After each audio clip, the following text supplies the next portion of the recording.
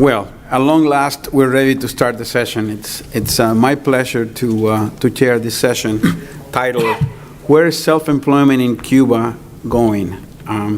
This is a topic close to my heart, which I follow for a long time, and I think we have a very competent and very learned panel that will be able to throw some light sort of some theoretical issues and then get into some nitty-gritty and provide some practical experiences. I think Camilo this morning already alluded to some of the measures that were implemented by Cuba in the early 90s to deal with the special period, and he talked about the expansion of self-employment as being one of those measures that together with others were able to not quite lead to a recovery of the economy, but certainly get beyond that very tough period, the worst part of the special period. Since then, with the authorization by the government of a list, a positive list, I think Mauricio made this point, that in Cuba only what is permitted can be done, as opposed to a negative list, which tells you what you cannot do. In Cuba, you have to be able to be permitted to practice a self-employment occupation. With the ingenuity and zeal of Cubans and the inventar, they've been actually able to expand on a lot of the original list of occupations and really created a private sector. So, which has been quite successful, and particularly in the last 10, 15 years, has really grown tremendously.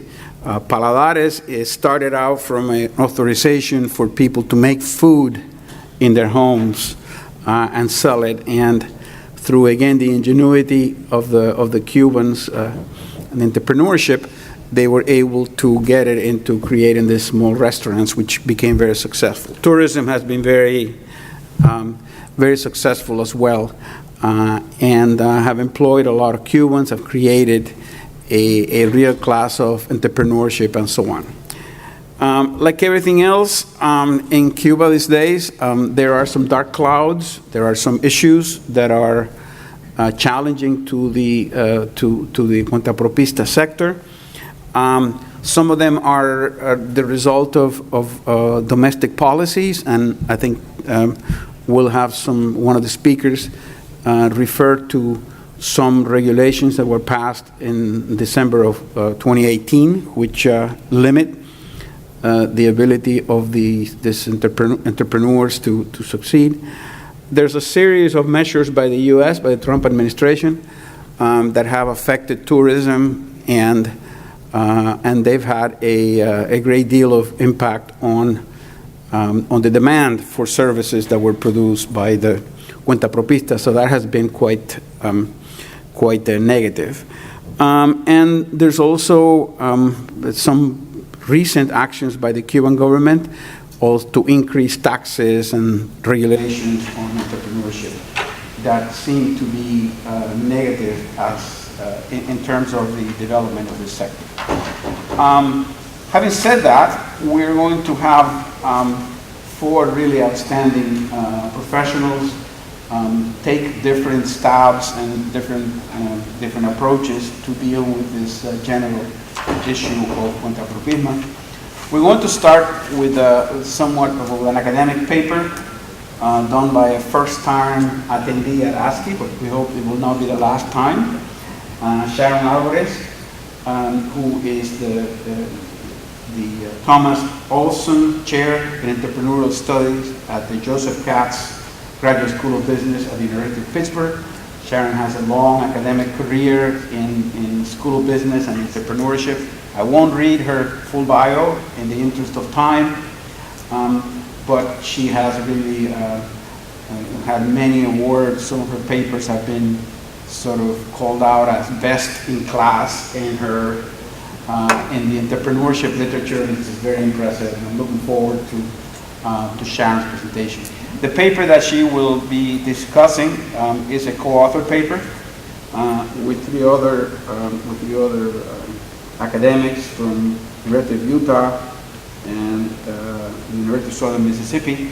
And the title is Competing Institutional Logics and the Emergence of Entrepreneurship in Cuba, the Case of Havana's Paladares. Following Sharon, I want to introduce all four members now so I don't have to take time later on. We're going to turn to sort of a little bit more practical issues. We're going to start with Ted Henken, who is no stranger to this crowd. Ted has been with ASCE for a long time. He's a really a great contributor and a great friend and colleague. And Ted has written quite a bit on Paladares and has had several papers. Some of his first ones that published in the ASCE proceedings were on Paladares. I don't want to date you, Ted, with how many years ago it was, but it's been a few years. Anyway, Ted is currently associate professor in the Department of Sociology and Anthropology at Baruch College, the City University, and he's very active in a lot of interactions and with Cuba and with academics. He's written a couple of very good books. One in particular with Archie Ritter, who's also a frequent ASCE contributor, called Entrepreneurial Cuba, The Changing Policy Landscape, which I recommend. It's a great, it's an edited collection, but it's really very helpful and really sets out the situation very well. Following Ted, and again providing a somewhat practical, on-the-ground view of the entrepreneurial sector in Cuba, is Camilo Condis. Camilo has done graduate work in business administration, including from the University of Murcia, if I'm not mistaken, an MBA, and has been active in a lot of things in the private sector in Cuba. Most recently, he was director of Artecorte, which is, as I understand it, sort of a community development and entrepreneurship operation, private sector. He was also a lecturer in a project called Cuba Emprende, which was a sort of a lab to teach entrepreneurship and so on to aspiring private sector folks in Cuba. Camilo is always moving with the market to where the opportunities are, and maybe he'll tell us about some of the twists and turns of things in Cuba and where he's going to be focusing his interest in the next few months or years. So Ted and Camilo will talk about sort of this experiences of the private sector in Cuba. And then to wrap up and to put everything into a coherent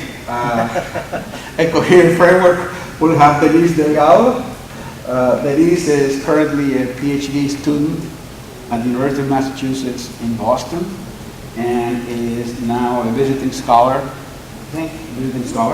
at FIU. She has lots of experience and studies in issues of psychology and sociology, and is very much in touch with what's happening with the entrepreneurs in the island. So I hope that she'll be able, from her perspective, to really bring it all together. And we hope to have enough time. We're starting late, but we hope to make up a little bit of time and have an opportunity for the panel to discuss among themselves for a bit, and then open it up to the public. We're not going to be able to close at the original time because we're starting fairly late, but we'll try to be to end pretty close to that time because I know some of you have lunch dates and other things to do. But I've asked, we have time limits on each of the speakers, and we've discussed those time limits, and I'm sure that they will be abiding by those. So the floor is yours. Thank you. Sharon, welcome. Thank you very much. Go right ahead. Thank you very much for having me. Thank you for inviting me. I'm so pleased to be here. This is my first time here, and it really is an honor and a privilege to be here and to be able to address such a distinguished group of people. So thank you, I appreciate it. My mother and father left Cuba in 1957. So they left shortly after the University of Havana was shut down by Batista, right? And some years later, I won't tell you when, I was born in Denver, Colorado, and never had a chance to go to Cuba, or Miami was as close as I ever got. And in 1997, my mother passed away of cancer. And I realized, I still get emotional about it to this day, that I knew nothing about where my mother and father had grown up. I knew nothing about where they had met, where they had gone to school.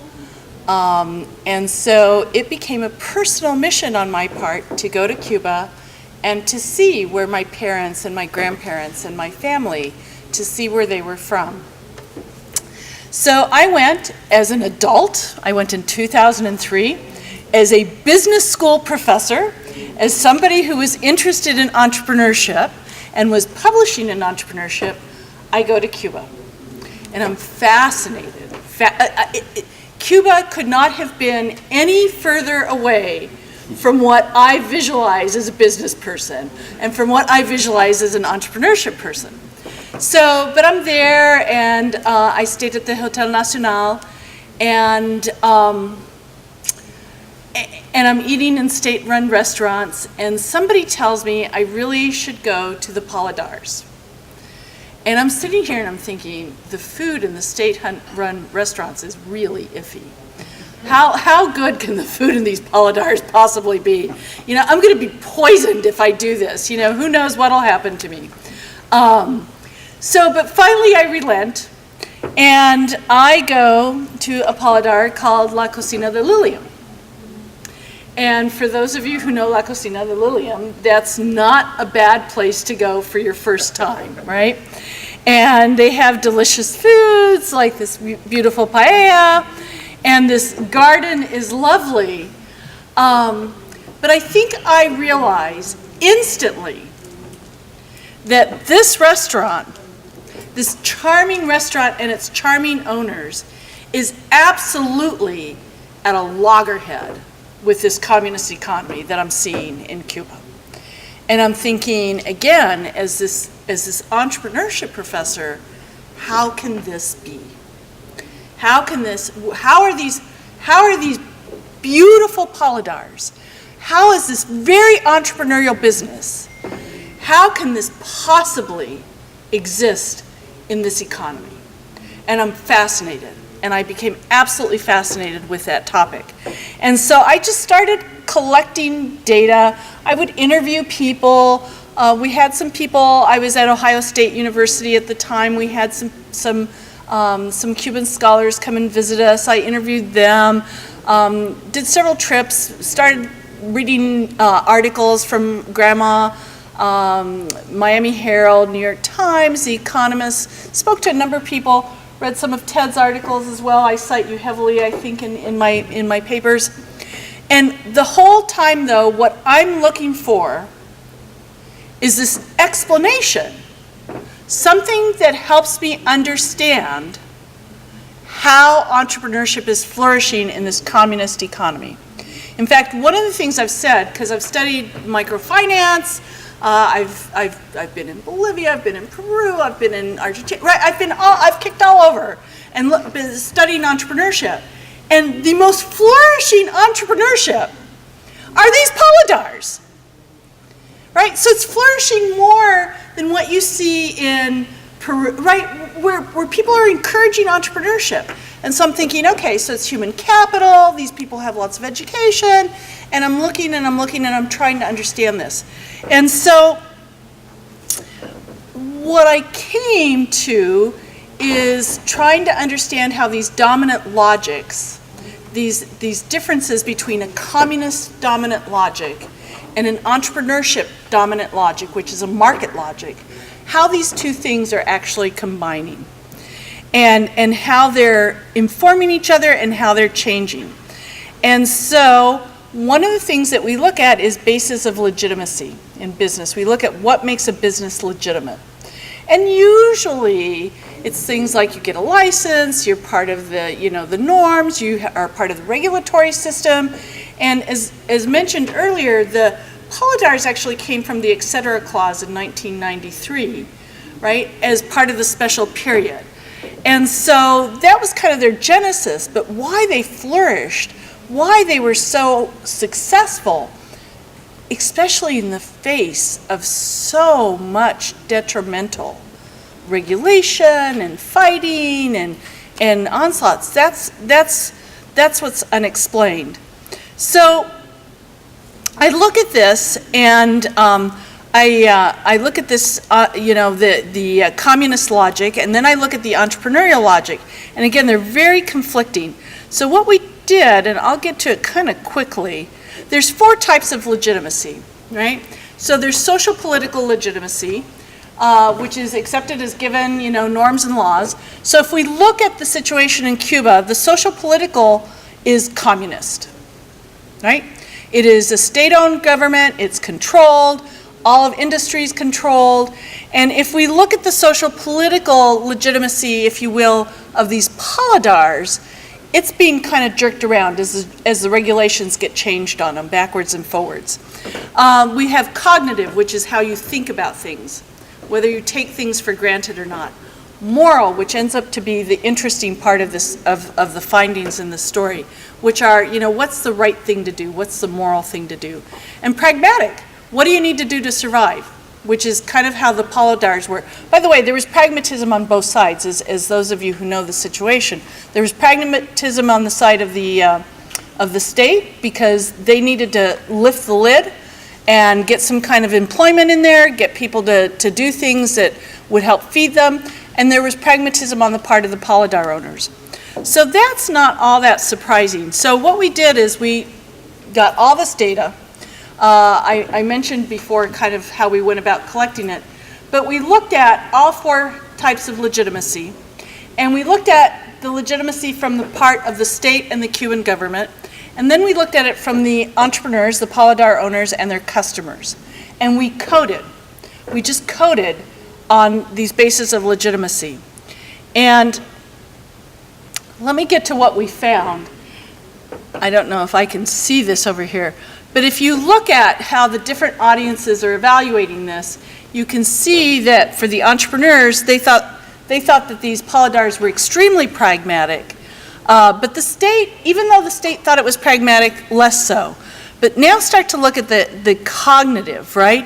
So again, the cognitive, they have to do this. The Paladar owners feel like they have to do this. Their livelihood is at stake. But look at the state. Right? So the state is not buying this as much. But what becomes really interesting is the moral. Look at the moral piece. Look at our Paladar owners. Even though it's pragmatic, it's the thing to do, they feel like they have no choice, but they feel like they're not all that moral. So they're making money. So that the state thinks it's immoral isn't surprising, right? I've got lots of Ricardo Alarcon basically calling the little Paladar owners a bunch of persnickety whippersnappers, right? But, so it's not surprising that the state finds them immoral. But that these people who are dependent and making their living, that they find private industry and making money immoral, I think that's the real aha to this story. And we've got all the fancy coding that we did on this whole thing. But if you go over here and you look at this, again, the moral, and you kind of look at how it's evolving between the state and you can see every time we have a change actually in US presidents, capitalism becomes more or less moral or immoral, right? So it's kind of interesting to sort of follow that and follow how they're looking at it. But I think that, again, the really important, the takeaway piece that we're probably going to continue to focus on this paper is the notion that even though they think they have to make money, even though they see the necessity, even though they're incredibly successful at making money, these Paladar owners think that what they're doing is immoral. They still do not feel the morality of it.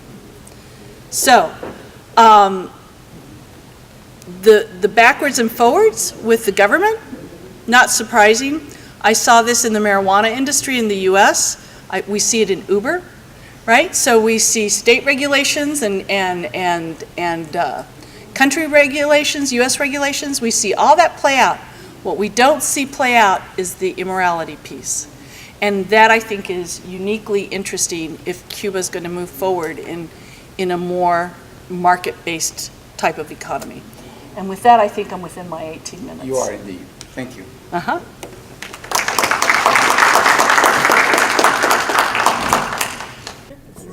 All right, well, if you're interested in morality, you should investigate the paquete, right, which is information is treated like drugs in Cuba, and you have to go in the black market to get it, but everything's available, right, from Game of Thrones to Trump's last speech, right, although you can't find much politics or pornography in the paquete, right, and I've tried to find it, believe me.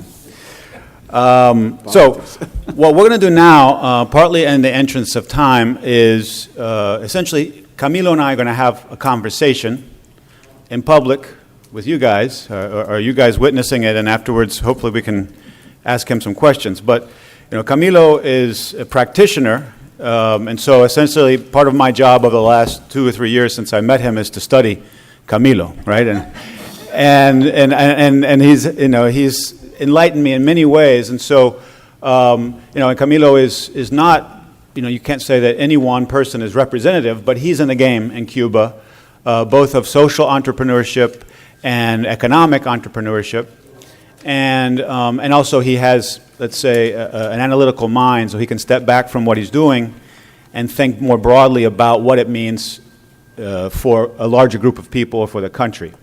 So my original idea was to present a paper, and I came up with a really sexy title, but then kind of haven't been able to get to doing the actual research. Essentially, the idea was, since December 8th, when the government imposed the new regulations on self-employment, December 8th, 2018, so roughly 8 or 9 months ago, what has happened? What has happened? What have been the impact of those regulations in Cuba?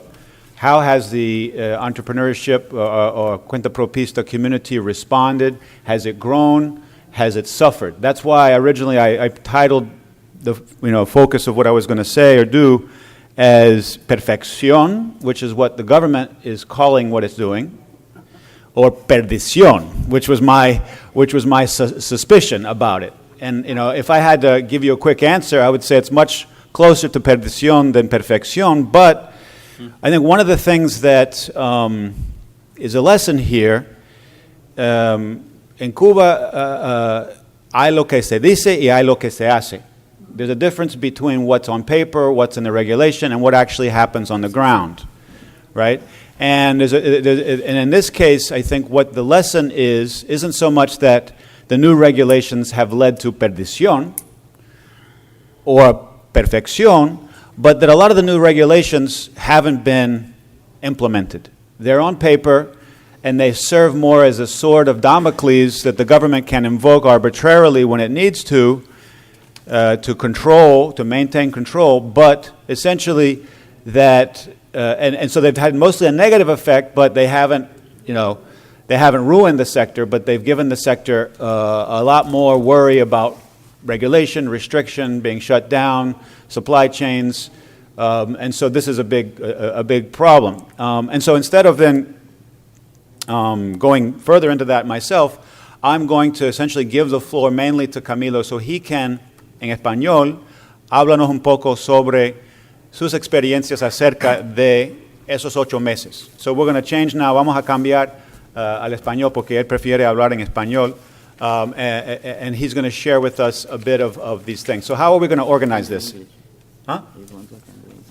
Ted, could you, for the audience, briefly talk about the changes that were proposed in December of 2018? Sure. I think there were 5 or 6 different things that'd be useful to have those so that, that when Camilo speaks, it'll be clear to the audience. Let me do this. Let me point out 2 things and before we pass the baton or give the floor mainly to Camilo. And that is, what were the series of things that, let's say, most Cuentapropistas were hoping that perfección meant? Meaning, what did they identify as the main obstacles to development versus what was in the law when it was announced. It was announced like 6 months before it was actually made law. It was announced basically a year ago in July of 2018. Then it took effect in December.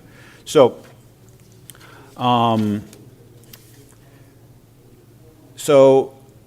the takeaway is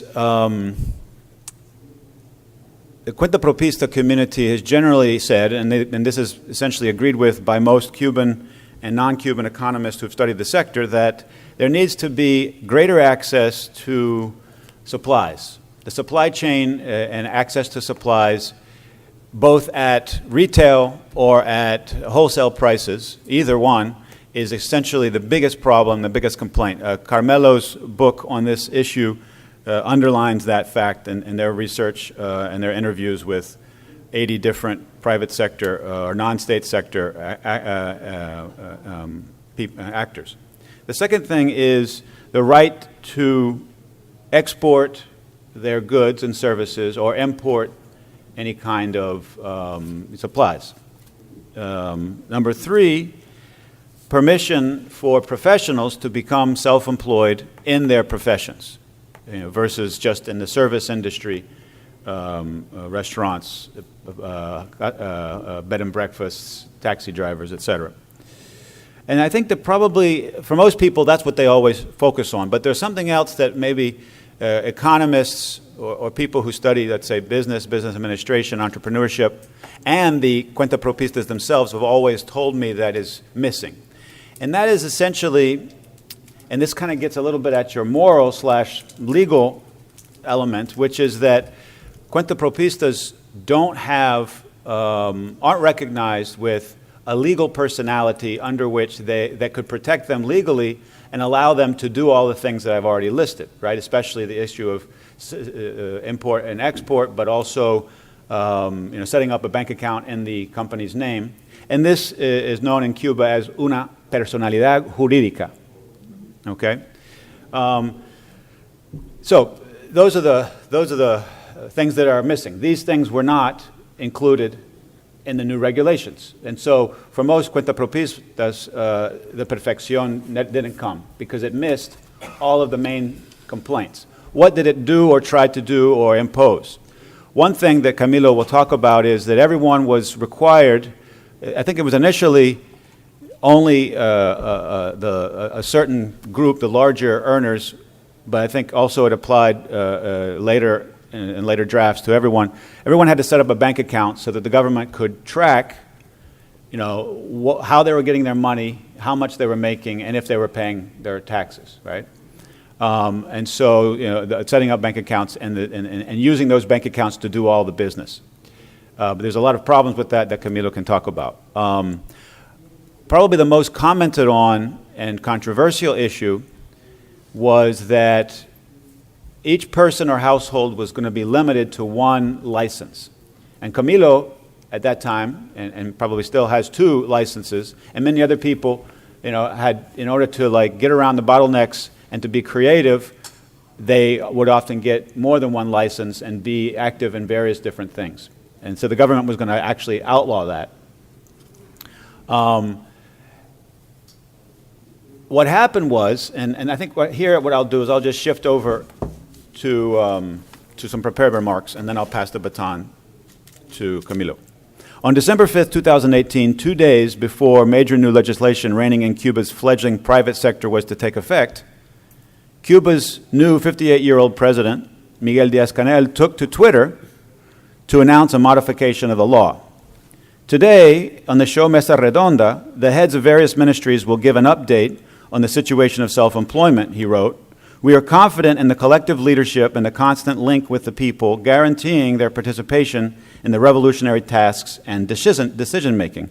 Here, Díaz-Canel was obliquely referring to the resounding outcry among Cuba's emerging entrepreneurial class, colloquially known as Cuentapropistas, that the new set of regulations were both overbearing and onerous.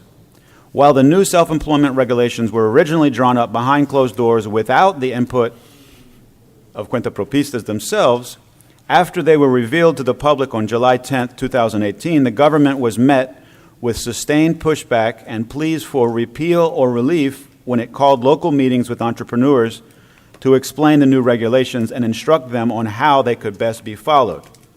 When the new regulations took effect on December 7th, two of the most consistently criticized, if perhaps not the most fundamental, aspects of the new law had been removed. And so the pushback caused 2 days before the law was to take effect, the government to issue a new, announcement that actually, forget about those two things, they're not going to be part of the law. What were those? Cuban entrepreneurs would still be able to hold more than a single business license. And this is more symbolic, I think, but it refers back to what Sharon was talking about in terms of the Paladares, because Paladares are a big, let's say, they make a lot of noise, and people like to take pictures and talk about them, but actually they make up a fairly small slice of the Cuban private sector, even of the food service sector, of the retail food service sector. But because they mainly serve dollar-paying tourists, and they're at such loggerheads, as you said, with the model, they get a lot of attention, including from people like me, right?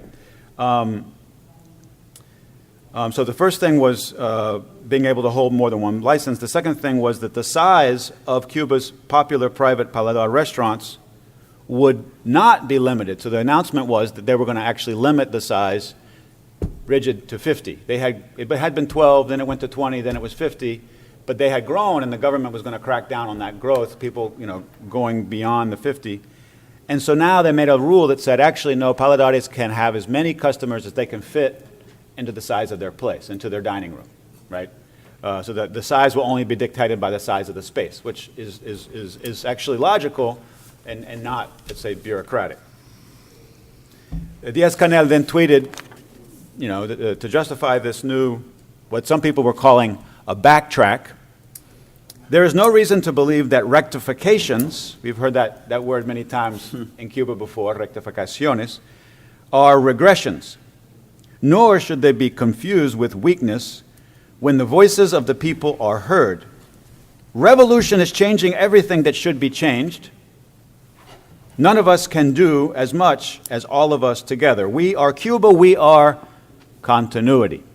All right? So I will stop there and then pass the baton here to Camilo. Basically what we will be touching on, what issues we'll be touching on, is mainly the first one, which is what has been the impact to date of the new rules over the last 6 to 8 months in his experience. The second issue that we will try to get to is what has been the impact on the private sector to date of the new travel and trade restrictions imposed by the Trump administration that have been ratcheting up over the last year and a half or 2 years. Number three, what has been and would be the impact on Cuba's private sector of a worsening crisis in Venezuela. And then the final issue, and I really invite all of us to think about this and maybe talk about this, what are the possible and likely scenarios for the future of the private sector in Cuba, given the new constitution and given talk of new regulations or laws in Cuba that might or that could actually give a certain part or slice of the non-state sector, the private sector, personalidad jurídica, or a legal frame in which they could operate. So those are the four themes that the rest of the kind of conversation this morning will revolve around. So Camilo, te toca a ti y como hablas más rápido en español, quizás sería mejor en español. Y bueno, ustedes pueden hacer preguntas en inglés o en español o hasta en chino. Alguien aquí puede traducirnos, ¿no? Sí, buenos días. Voy a hablar en español porque Jack lleva mucho tiempo en Cuba y ha perdido un poco el inglés. Sí, la primera pregunta venía sobre cuál ha sido el impacto de las nuevas reglas. Para conocer más sobre las nuevas reglas, yo recomiendo en el canal de YouTube de ASCE está el panel del año pasado que hicimos sobre el cuentapropismo y debatimos bastante sobre estas nuevas reglas. Eso fue antes de que estas reglas entraran a efecto en diciembre. Y te me ha pedido que señale 5 puntos que yo piense que sean interesantes marcar. Voy a añadir un sexto, que es el que hablaste ahora mismo. Para mí, una muestra más de cómo se regula en Cuba, y es en cuanto al tamaño, a cuántas clientes puede tener una paladar, que estabas hablando de eso ahora mismo, y se dice que depende del tamaño del espacio, pero en ningún lugar está normado ni está regulado cuántos metros cuadrados necesita cada cliente. Por lo tanto, no me sirve de nada esa regulación cuando realmente yo no sé, según mi espacio, si puedo meter 50 o 500, porque no hay nada que me limite a una cantidad de metros cuadrados por cliente, y es algo muy común en Cuba, ¿no? Que son regulaciones que realmente no llevan detalles ni una sustancia real. Te mencionaba las cuentas de bancos y hay una serie de licencias que obligatoriamente necesitan tener cuenta de bancos, como casas de rentas, restaurantes, y sé de hecho que no todos tienen abiertas sus cuentas de banco. Esto ha pasado porque estas regulaciones tampoco se discutieron a todos los niveles, ni se informaron siquiera a todos los niveles. Todos conocemos el nivel de secretismo, y cuando llegamos los cuentapropistas a los bancos, unas colas inmensas, y los mismos trabajadores del banco dijeron, a mí nadie me dijo que esto iba a ser así. No, aquí no hay personal suficiente para atender la cantidad. Y todavía, a pesar de que ya pasó el tiempo máximo para crearse las cuentas de banco, hay gente que todavía está yendo a crear cuentas de banco o que simplemente no las ha hecho porque no existe la infraestructura adecuada. Yo creo, por un tema que voy a hablar luego, que las cuentas de banco sí van a utilizarse en mayor medida, y luego les voy a comentar más por qué. Lo otro es sobre, el segundo punto, sobre los trabajadores contratados. Ya no hay una exención de impuestos hasta los primeros 5 empleados como ocurría anteriormente. Por lo tanto, esto no estimula la contratación de empleados, y a la vez, como novedad, se establece un contrato obligatorio para contratar a ese empleado. Es decir, el empleador debe establecer un contrato firmado con su empleado. Nuevamente, no existe ningún estándar de contrato, no existe ni siquiera un mínimo de reglas que deben estar en ese contrato, ni un mínimo de derechos o deberes que tengan que tener ese empleador y empleado. Por lo tanto, la mayoría de la gente copia tú tienes algún contrato así de acá, copia cualquier contrato, firma aquí, firma allá, lo entregan, y hasta donde sea nadie revisa lo que están diciendo esos contratos, puede decir cualquier barbaridad, y realmente no hay ninguna regla que se haya hecho hasta el momento que diga qué es lo que deben decir estos contratos entre empleador y empleado. Lo otro es los precios, y de eso también quiero hablar más adelante. Se incluyó a las actividades por cuenta propia en las regulaciones del Ministerio de Finanzas y Precios para precios topados. Y ya estamos, desde ayer, estamos ya viendo las primeras consecuencias sobre esto. Quiero detallar después más adelante. El cuarto punto serían las escuelas, academias y asociaciones de emprendedores. Hubo un pánico inicial porque se prohibió directamente la creación de asociaciones, escuelas, academias, cualquier grupo que funcione, y esto incluía escuelas de idiomas, gimnasios, diferentes escuelas de baile, diferentes escenarios donde hay varios profesores, no solo uno, hay varios profesores que cada uno tenía su licencia. Se dijo que no podía ser así. En un principio se pensó que se iban a desarmar completamente las escuelas, pero no es así. Simplemente que quieren que haya una persona con la licencia y los demás deben ser empleados. No puede haber varias personas con licencia, pero al mismo tiempo entonces no te estimula a tener empleados. Entonces es un punto controversial que igual no pasó más allá del pánico inicial. Y la quinta, que Mauricio lo comentaba anteriormente, es sobre las regulaciones del transporte, que han paralizado el transporte, al menos en La Habana, donde yo vivo. Las regulaciones del transporte han paralizado La Habana.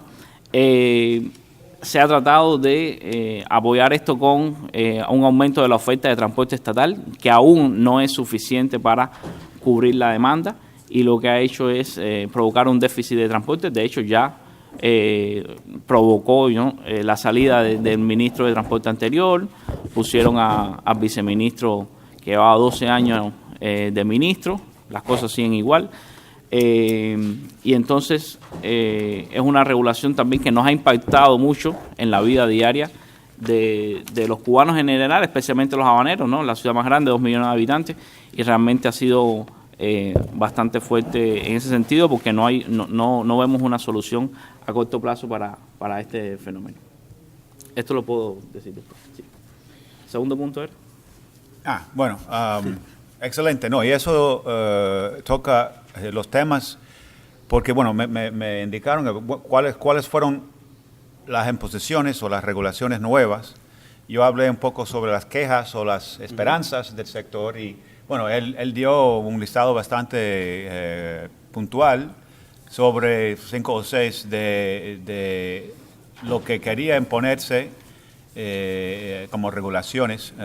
Entonces, bueno, ahora quizás puedes pasar a este lado del estrecho de la Florida para hablar un poco del impacto en el sector privado de los cambios de política de Estados Unidos hacia Cuba, que han sido justificados bajo la idea de que, bueno, queremos aislar o ahogar el sector estatal y ayudar, animar el sector privado en Cuba. Y, irónicamente, eso es una política no tan diferente de la política de Obama, aunque Obama no enfatizó restar apoyo o restar negocio con el Estado, pero sí, Obama y la administración Obama, la política hacia Cuba, se justificó en parte por extender una mano y permitir empresas y viajeros norteamericanos patrocinar al sector privado. Esta administración sigue con eso, pero también enfatiza o vende su política a través de un poco dañar el Estado y ayudar al sector privado. Eso, ¿cómo está? How is it going? ¿Cómo ha ido? ¿Cuál es el impacto real en Cuba para el sector privado? Bueno, el impacto ha sido para mí bastante fuerte. Realmente cada vez que veo esto pienso en cómo se toman las medidas en Cuba y a veces uno ve una medida o una regulación y dice que hizo esto no entiende de economía, simplemente lo hizo por política. Lo mismo estoy viendo del lado acá, el que hizo esto no entiende de economía. La economía funciona como un ecosistema, como un todo, hay una interrelación. No existe ninguna manera de que el sector privado no esté relacionado al sector estatal. Para empezar, todos nuestros insumos salen del sector estatal. Si el sector estatal está desabastecido, los del sector privado estamos desabastecidos de igual manera. Y eso no hay manera de cambiarlo. El impacto más reciente fue primero con los cambios en las licencias que eran posibles para viajar a Cuba. El cambio más importante sobre la licencia People to People, lo que afecta es el turismo que estaba yendo en grupos a Cuba, que era un turismo mayoritario además, porque muchos estadounidenses cuando viajan a Cuba prefieren ir en un grupo, prefieren ir en un tour guiado, son personas que ya tienen experiencia, que saben a dónde llevarlo, se sienten más seguros. El segundo grupo que iba en ascenso constantemente era el grupo que iba en crucero, también fue eliminado y esto ha tenido un impacto enorme en el sector privado. Yo he vivido del sector de turismo toda mi vida y realmente ahora mismo estoy saliendo del sector del turismo.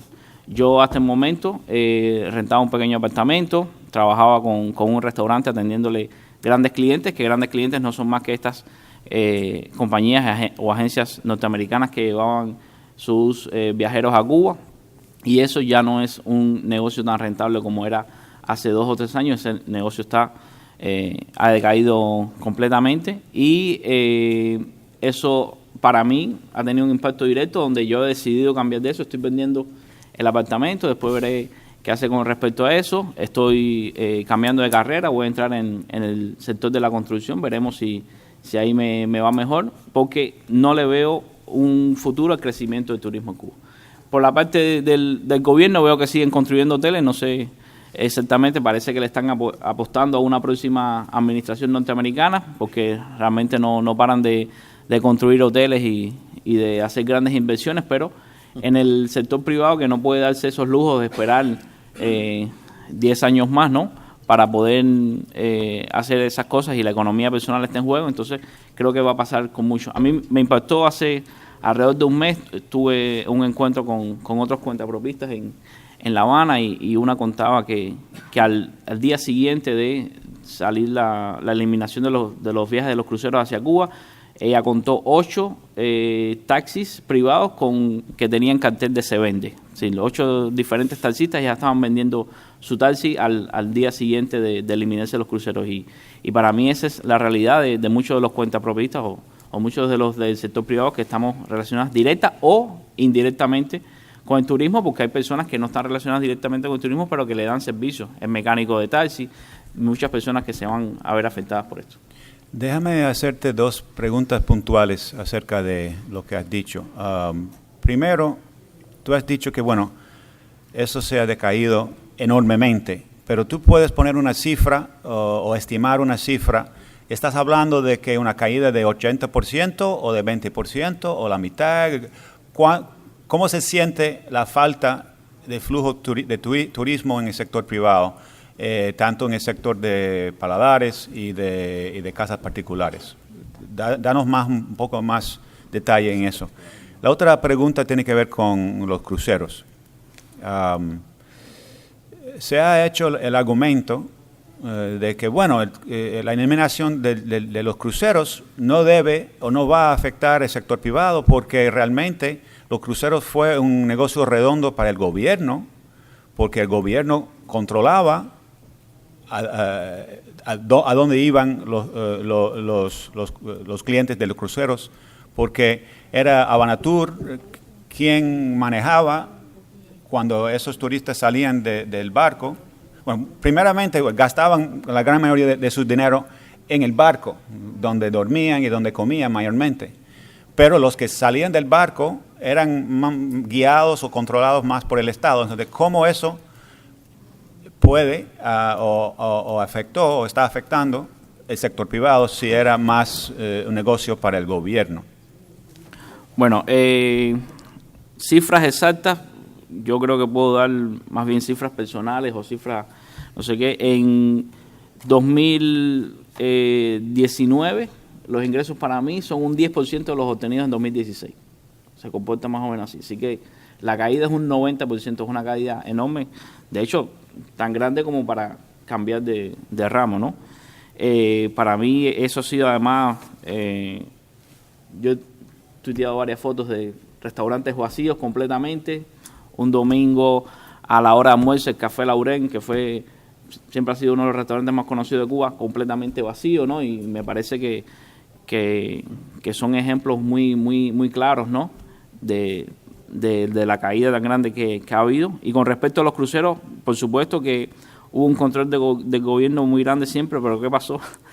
Que los cruceristas fueron aprendiendo y empezaron a utilizar servicios privados en lugar de pagar el costoso tour que le ofrecían el crucero. Comenzaron a contratar guías privados que empezaban por internet y además eso se evidencia, está recogido en un artículo de 14 y medio, cómo se empezó a hacer una redada y a arrestar guías privados que andaban por La Habana Vieja, incluso delante de los clientes fueron detenidos. No les pasaba nada grave, una puta, qué sé yo, pero bueno, te sacaban del cliente, te llevaban para la estación, te ponían una multa. Es decir, hubo un crackdown, ¿no? en cuanto a los guías privados en Cuba, porque estaba creciendo mucho esto, ya que los cruceristas entendieron que podían obtener los mismos servicios o quizás mejores servicios por menores precios y realmente estaba habiendo un avance del sector privado en ese sentido. Por supuesto, no iban a hospedarse en casas de rentas ni nada parecido, pero al menos iban a utilizar servicios de taxi, servicios de restaurantes, guías turísticos, diferentes servicios privados que estaban en aumento en los últimos tiempos. Otro argumento que se puede decir es que, bueno, el norteamericano puede seguir yendo a Cuba porque hay partes de las regulaciones norteamericanas que permiten eso. Apoyo al pueblo cubano, eso es la opción si se eliminó lo de people to people. Pero de lo que has dicho, los norteamericanos no están llegando en las cantidades o con las frecuencias de antes. Para nada, es decir, lo que pasa detrás de un discurso o una regulación, y generalmente pasa lo mismo, ya sea un discurso donde se anuncia algo que nunca se haga o una regulación, es que las personas cogen miedo. Y dicen, muchos norteamericanos en este momento piensan que es ilegal viajar a Cuba o deciden no arriesgarse. Muchas personas contactan y han cancelado. Hay muchas evidencias en las redes sociales que se han compartido mucho y en diversos artículos de la prensa independiente en Cuba de la cantidad de reservas de viajes que se han cancelado y viajes que iban hacia el sector privado, no viajes que iban hacia hoteles del Estado, sino a través de Airbnb, de Bookings.com, de diferentes sitios, y muchos han decidido cancelar. Muchos porque piensan que es ilegal viajar a Cuba y otros porque simplemente prefieren no arriesgarse. Muy bien. Bueno, tú me dijiste que tenías otras cosas que querías Sí. tocar, entonces yo creo que debes aprovechar ahora Rapidito. tocar esos temas, ¿no? Sí, rapidito quería mencionar algunas cosas. Por ejemplo, hace poco el ministro de Economía, Alejandro Gil, mencionó, hablando de otro tema, y dijo que se estaba trabajando por el lado de la oferta, no por el lado de la prohibición en cuanto al sector privado en Cuba. Pero justo ayer la Administración Provincial de Pinar del Río y la Administración Provincial de Las Tunas sacaron resoluciones. En el caso de Pinar del Río, toda la provincia, exceptuando Viñales, se decidió topar los precios para el sector privado, topar los precios de cervezas, maltas, jugos y refrescos, es decir, aquellos del sector privado no pueden vender por encima de ese precio topado del Estado. En Las Tunas fueron mucho más allá y decidieron topar los precios de refrescos, yogures, maltas, jugos, zumos, aguas, cervezas, panes con todos sus ingredientes posibles, pizzas de todo tipo, café, batidos, hicieron todo una larga lista y además topar los precios de 5 actividades, en realidad 4, dijeron 5, pero son operador de equipo de recreación, paseo en coche infantil, cuidador de baños públicos y barberos de niños y adultos. Esto, aquí todo el mundo entiende lo difícil que será esto, ¿no? Si el gobierno, los gobiernos provinciales van a utilizar esta autonomía que ahora se les está dando para empezar a topar precios y a meter la mano en las economías y realmente locales, y esto realmente va a afectar. También quería hablar sobre el futuro del sector por cuenta propia. El 20 de febrero pasado, por casualidad, 4 días antes del proceso de votación de la Constitución, de referéndum constitucional, fue pura casualidad, 4 días antes de la votación, se anunciaron una serie de medidas por parte de una viceministra del Ministerio de Comercio Interior para el sector por cuenta propia, muy positivas, medidas positivas que aún hoy es 26, 25. Es el 26. ¿Cómo no puede hoy es 26. Oh. 25. Hoy es 25. Es la víspera. La fiesta es mañana. Entonces, la víspera del 26. Yo ya estaba festejando.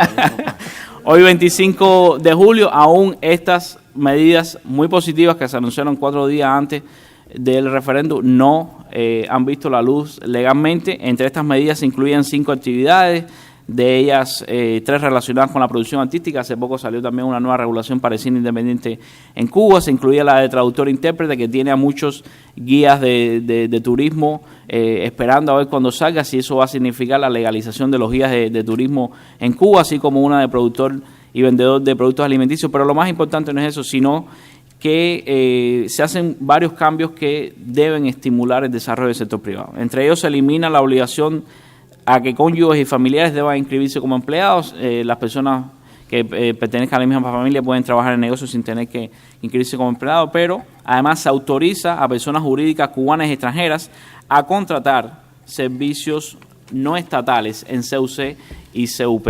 Eso quiere decir que las empresas van a poder contratarle directamente. Hasta ahora hay, que yo conozca solamente, está el caso de los campesinos que pueden venderle a hoteles y a otros clientes, y el caso de arrendadores de vivienda que pueden contratarse con agencias de viaje, y lo mismo para alimentación, es decir, restaurantes que pueden contratarse con Havana Tour, que sea, estas agencias de viajes oficiales, y los taxistas. Esos hasta ahora son los únicos que tienen autorización para contratarse con el sector estatal, ¿no? Aquellos que tienen la personalidad jurídica de la que ya estaba hablando. Bueno, supuestamente eso se va a utilizar y se autorizará la venta de excedentes de producción de las empresas o de inejecución de planes. Eso quiere decir que las empresas van a poder venderle lo que produzcan de más al sector privado. Esto sería algo completamente nuevo y en teoría debería también apoyar mucho al sector privado. Es bastante interesante. Se hicieron otras actualizaciones menores, entre ellas que los consejos de las administraciones municipales pueden regular precios y tarifas máximos, y bueno, ya estamos viendo ya lo que eso ha significado realmente. Ya. En lo último es relacionado con el Internet y el comercio electrónico en Cuba. Hace 2 días salió una pasarela de pagos electrónicos en Cuba, se llama En Zona. Esta pasarela va a permitir que las personas transfieran dinero de cuenta a cuenta utilizando solo sus móviles. Supuestamente también esto ya va a ser el principio del comercio electrónico en Cuba, así como una facilidad para hacer pagos electrónicos. Puedes ir a un restaurante, una cafetería, comprarte una pizza en la esquina y pagarla utilizando un código QR. Hasta el momento la puesta a prueba ha sido completamente desastrosa. Hace 2 días comenzaron a las 3 de la tarde, si no me equivoco. Ya estaba caída ya en las primeras horas. Al otro día los clientes amanecieron, todas las tarjetas habían desaparecido de su cuenta. Después las volvieron a restablecer y anoche a las 8 dijeron vamos a cerrar hasta más, y ya vi ahorita que la habían abierto de nuevo. Ha sido desastroso la puesta en práctica, pero bueno, supuestamente esto va a mejorar. La última estadística que hay es de anoche, a las 8 p.m., donde dicen que hay 2.596 usuarios registrados en Cuba, 2.845 tarjetas de débitos y se han realizado 14.710 operaciones financieras. Gracias. Denise. Bueno, muy bien.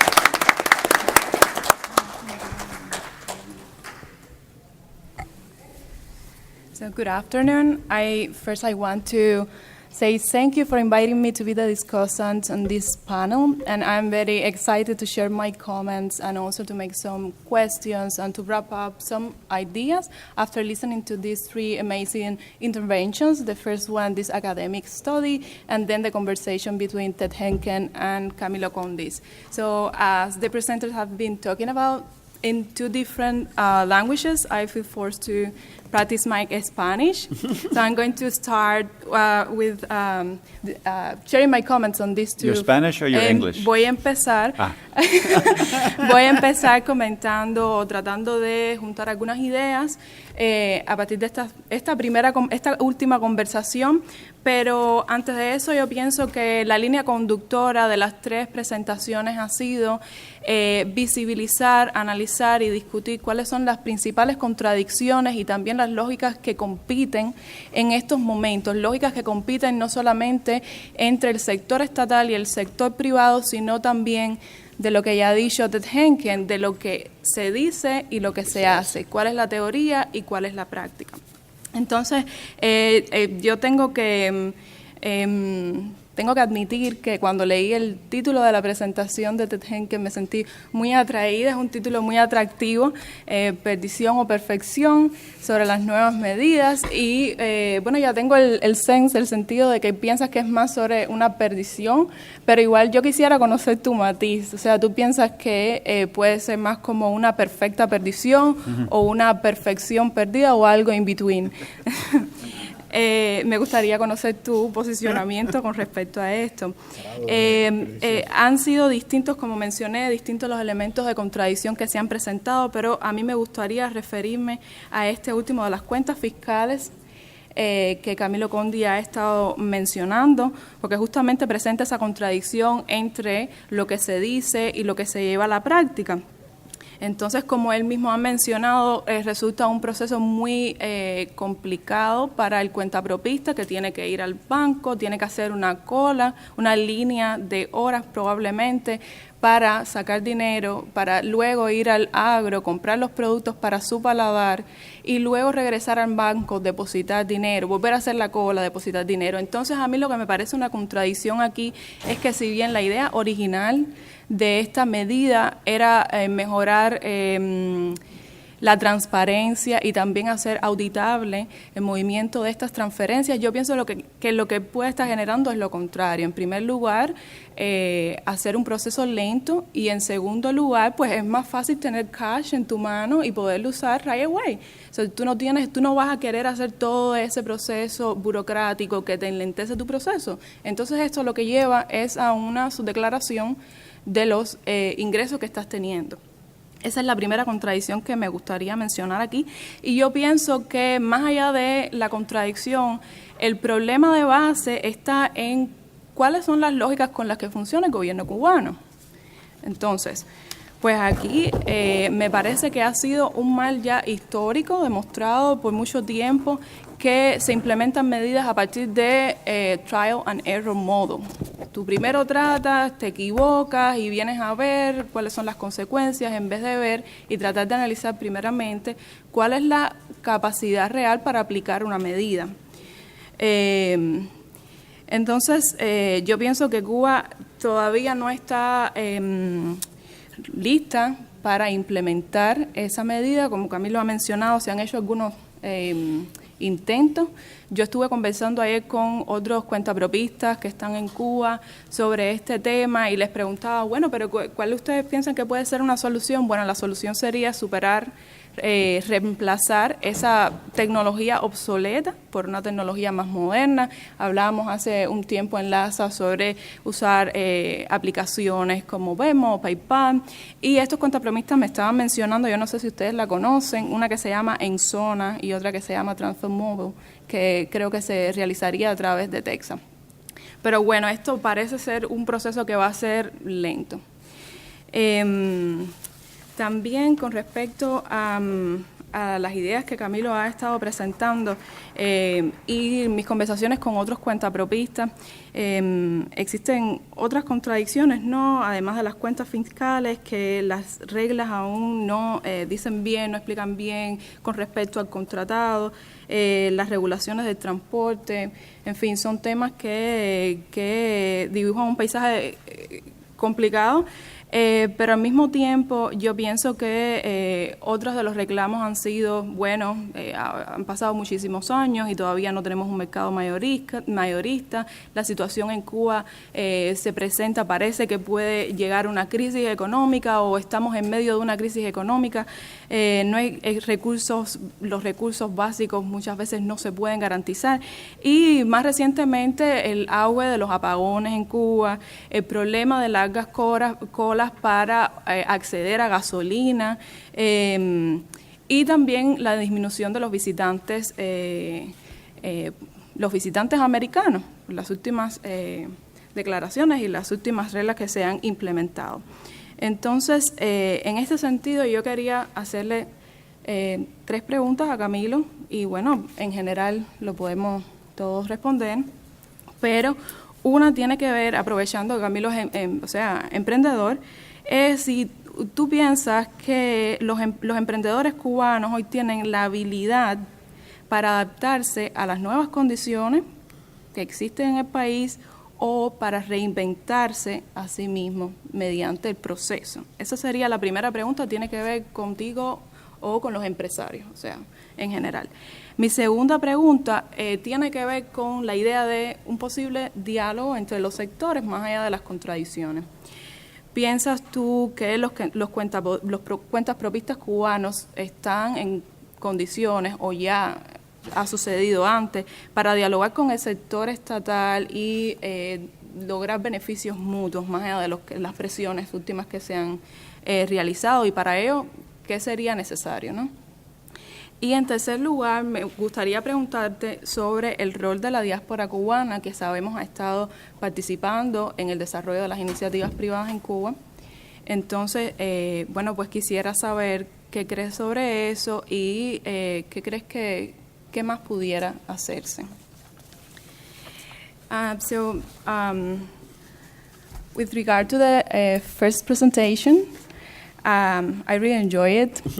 And this is about the competing institutional logics and the emergence of entrepreneurship in Cuba, the case of Havana Paladares. And I love it because I have been studying the Paladares as well. So a takeaway from this presentation for me is that it sheds light on the fact that the entrepreneurs have been polarized. Like the ways the people look at them is polarized. Sometimes have been seen as legitimate and other times as illegitimate. So it is related to the contradictions of introducing, from my point of view, it is related to this contradiction of introducing the private sector in an economy that is related or is alongside the institutional logics for the communist country. But I think the contribution from this paper is that we can apply that logic or those contradictions. We can see those contradictions beyond the case of the Paladares. And I was thinking about the cruise tourism. So Camilo Condis was talking about this as well. But I think that even though, before the United States prohibited the cruise visits to Cuba, that was not so long ago, I saw that even the tour guides and taxi drivers were generally under the management of the state. So I don't know what you think about that, but I saw that probably the private enterprises or the business people in Cuba were not taking advantage of the cruise tourism as they could do with other people, like the people who came by plane or by air. So this situation relates to the competing logics, and I think it has to be, again, with the government strategy that is now to prioritize the state services instead of giving a better position for the private entrepreneurs. So my opinion is that the Cuban model have not yet found a viable formula to accommodate the private sector to the normal growth of the Cuban economy. However, as Camilo Condis and Henken have mentioned, the private entrepreneurs in Cuba have made some pressure and some changes have flourished.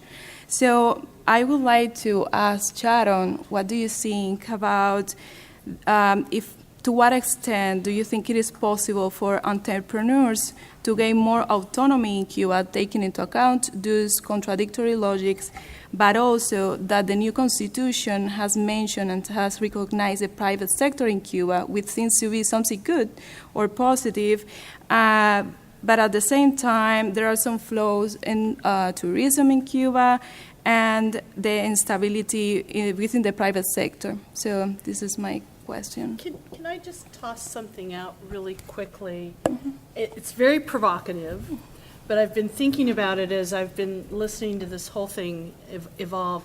You know, I've been an entrepreneurship professor for a very, very long time, and I see businesses oftentimes fail because they fail to understand the root causes of what's going on. So I saw a security business that tried to get communication going between the FBI and the police and the CIA, have a perfect technology that worked, and yet it failed because it didn't understand that the culture of the FBI, the CIA, and the police is to not share information. Okay? Yeah, we learned that. We learned that at 9/11, right? Right? So we learned that's precisely the case, right? So I've seen this pattern repeat itself over and over and over again. And as I've been doing my research in Cuba, and particularly as I've been listening to today's conversation, it strikes me that the issue isn't necessarily entrepreneurship in Cuba or whether the Cuban people have the ability, because I think if you look at the human capital and the education in Cuba, it's superior to many, many places where entrepreneurship is in fact doing okay. And so I think the fundamental question isn't, are the cruise ships coming? Are the customers coming? You know, what is the new I think the fundamental question is, do the Cuban people that are currently in Cuba really want to move towards a more market-based economy? And I'm not sure that I think the answer is yes, right? And I think until that fundamental question gets resolved for them, I'm not sure that any of the rest of this stuff, because we know, we've seen China, we've seen Vietnam, we've seen Korea. I mean, we can go on. We've seen Argentina, we've seen Chile. I mean, there is example after example how you do this and how you move forward. And yet somehow Cuba remains in this quagmire. And so to me, it seems like what's happening is the fundamental question isn't being resolved. And that's probably goes kind of back a little bit to that morality question, right? And you know, I don't think people think they're immoral like selling drugs or something, right? But somehow there's a discomfort with market-based economies that's showing up. And I think until that's resolved, the other pieces won't fall into place. I'm tossing that out. It's very provocative. It's my first time here, and I'm giving you this provocative question, and so I apologize. But I think that's at the core.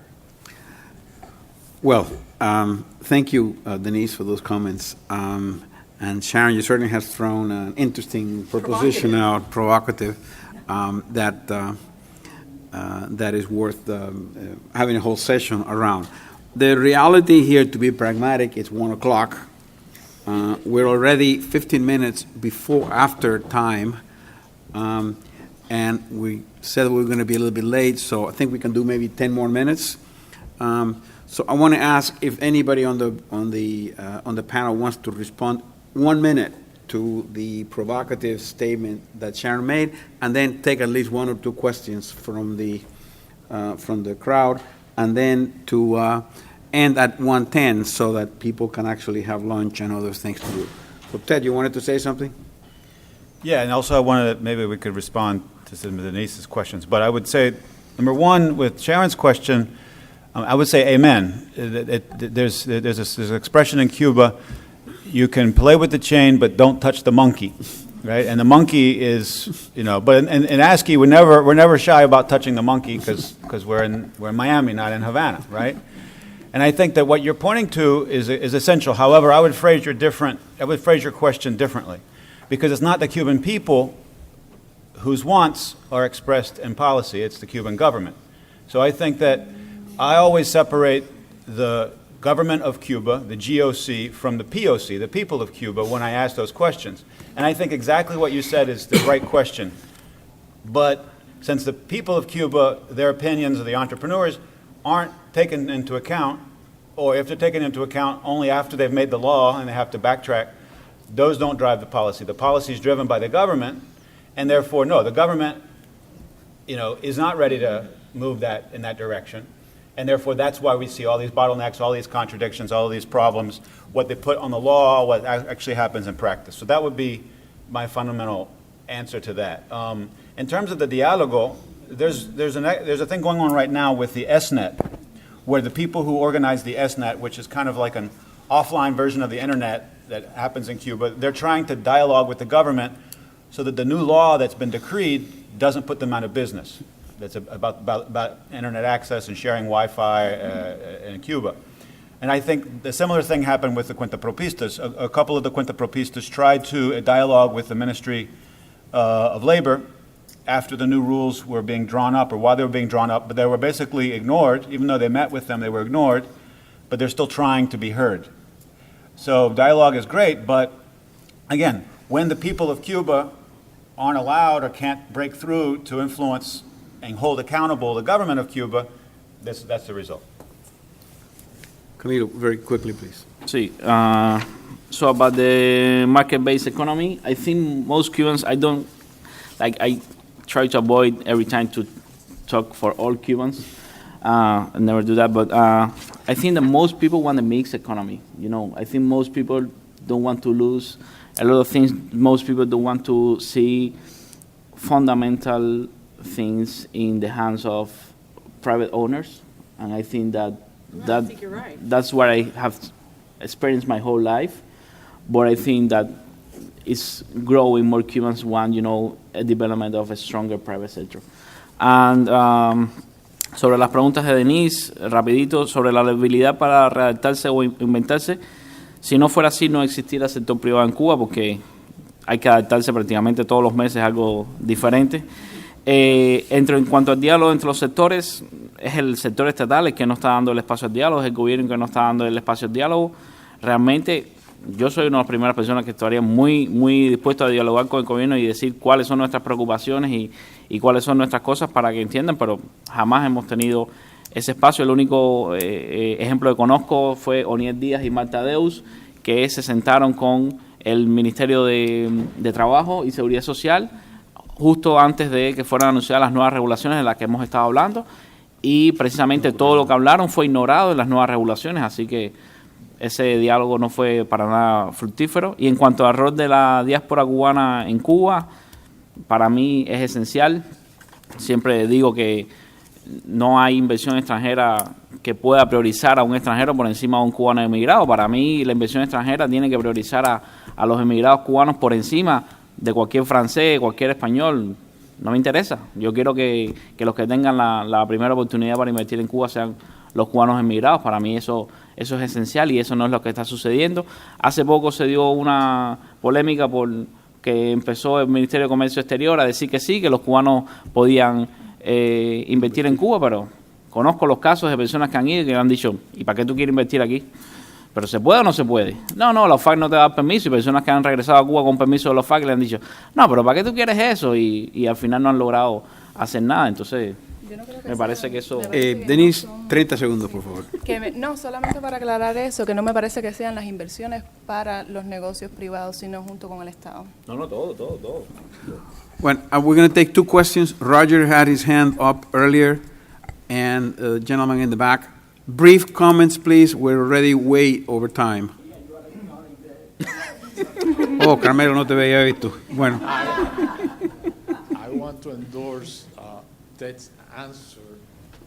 In China, the head of the government explicitly said that they were going to go to a market economy in 1979 as a result of their experience. In Vietnam, they did the same thing afterwards. In Cuba, all of these measures for the Cuentapropistas have been sold as survival measures. That's what they're doing to absorb the people that had to fire from the government because they wanted the government to be more efficient. Well, so that sets the moral tone for the conversation. It has nothing to do with the people. Sir, quickly, please. Sí, ok. Mi comentario y pregunta es, la realidad de que no existe un mercado mayorista en Cuba, en el cual los trabajadores por cuenta propia, los que atienden negocios privados puedan acceder a productos y demás, tiene unas consecuencias las cuales todos conocemos, ¿no? También ahora, en este momento que estaba viviendo Cuba, la agudización de una crisis que, en mi opinión, siempre ha existido, solo que se agudiza por etapas, ha llevado a que la política del país esté realizando como que una campaña mediática donde la culpa de esa agudización de la crisis la están cargando los cuentapropistas. Ya tengo amistades que se han acercado a mí y me dicen, la gente no quiere ir a mi negocio porque me están acusando de acaparador. Es el nuevo término que se está utilizando ahora. O sea, son acaparadores porque están intentando, ¿no?, resolver una situación que también ellos tienen una realidad.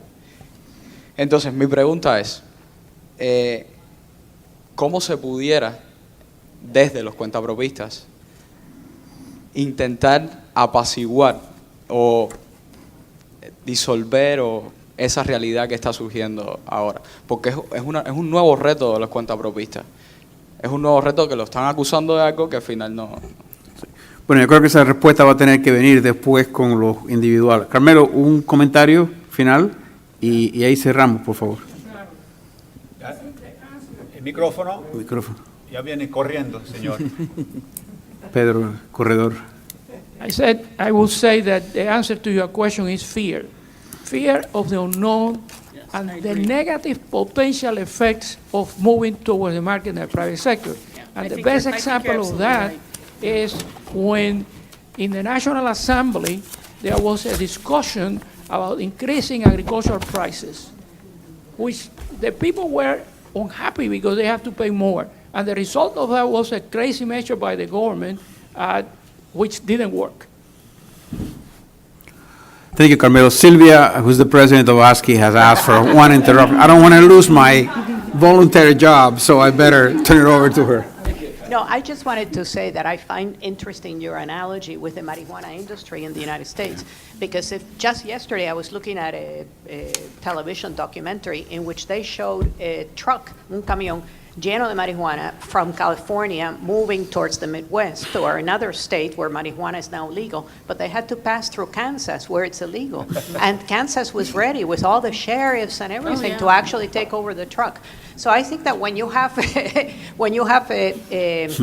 society that is in the process of transition, you're going to have mixed logics, and it's not one logic or something. They're going to coexist for a while, and my guess is that Kansas will get pushed Towards by marijuana. California. Yeah. There's a lot of money in marijuana. And once Kansas goes, there goes the country, right? Yeah. Okay, on that note, marijuana and Colorado being the leader, may I ask you to give a big hand of applause for our panel? I think they've done a terrific job. And clearly, this is an issue that needs to return for next year's meeting and to continue to be updated on what's going on. It's a very dynamic sector, and I'm just delighted that we had such great presentations and collaboration. Thank you.